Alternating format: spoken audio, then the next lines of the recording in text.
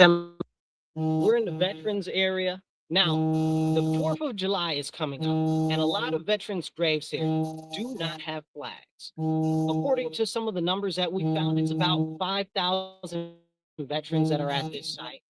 And what I've been told this morning is, as we look at some of the graves, we can see that some of the graves have flags, but most of them do not. We're talking thousands and thousands of graves without flags. Now, from the update this morning from the director, after they mow the lawn, a lot of the flags will be removed. So that means that a lot of the ones that are here now that you can see are also going to be gone. So what we're working to do is get more flags for these veterans, for these grave sites, to celebrate and honor them during this 4th of July holiday, which is also our 250th anniversary of our nation. As you can see, many of the graves here are overgrown, and it's tragic, right? But there's not a lot of people that can do a lot of the upkeep.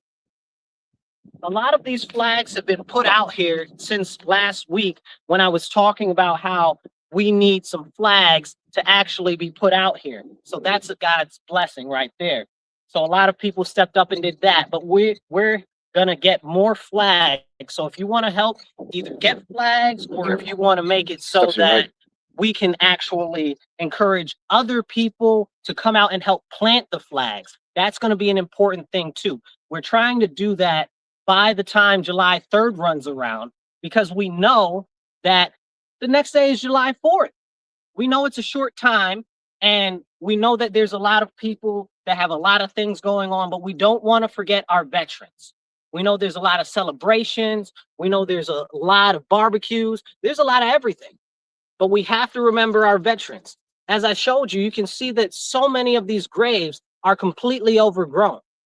There are a number of grave markers out here that are just numbers on the ground. It doesn't even say who's there. The graves of the unknown soldiers. So this is something important. If you look here, you can even see how overgrown a lot of the graves are, that you can barely read or see the name. We've got people here from World War I, World War II, a lot of different veterans that are buried here, and it's all overgrown. But more than that, what you don't see is a sea of flags. So we're working to actually get the flags in time for July 3rd, so we can place the flags, because we want to make sure that they're remembered this holiday season. But more than anything, it's the 250th anniversary of our nation. And these individuals fought for our nation. They served our nation, many of them giving the full measure. So we want to honor them.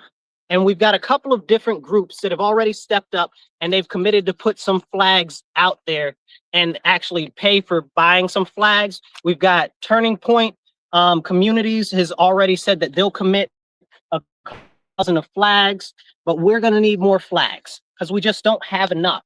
And like the director said, we're going, is your hand covering the camera? Like the director said, we're going to have to replace a lot of these flags because they're going to end up taking them down after they cut the grass, he said, either today or tomorrow. So that's what we're doing. That's why we're out here. We want to call attention to this issue. We're sure that there are a number of other graves in other cemeteries that are going flagless this year. So if you're not in Rochester, if you're not in the Rochester area, or you're not able to help with this initiative, check out your local graveyard and make sure that our veterans are being honored, because it's not just that they deserve it, it's that they served our nation to help preserve it, to help us have the freedom that we know today. So many people have forgotten about all of the greatness that is in America, because what they feel is feelings. And they feel that things are unjust or things are not right. But in many countries, even today, it's way worse than it is in the United States of America. And that's why so many thousands and thousands of people every year try to get into this country. They try to come to the country. Just watch your finger. They try to come to this country. They try to get into the country any way that they can, whether it's legally or whether it's illegal. But these people here in this yard, in this graveyard, they fought for our nation. to be a place of opportunity and safety for our citizens and for whoever would actually be able to come. So we have to make sure that they're honored during this 250th celebration of our nation, because we know that it's not only important to honor them, it's important to remember that they stepped up and they served our nation. They served when many people did not.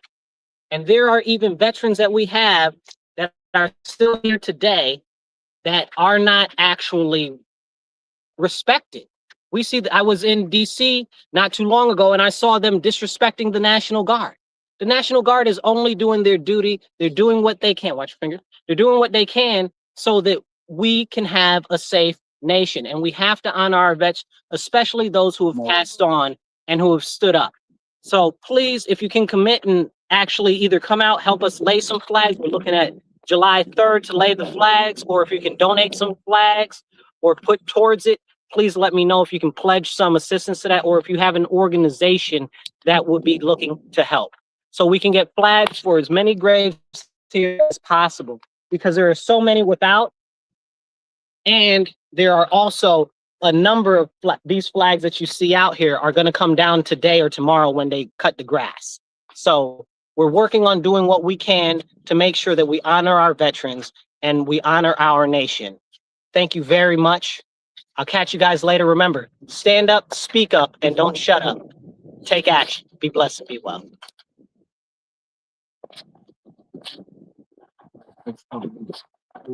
Yeah.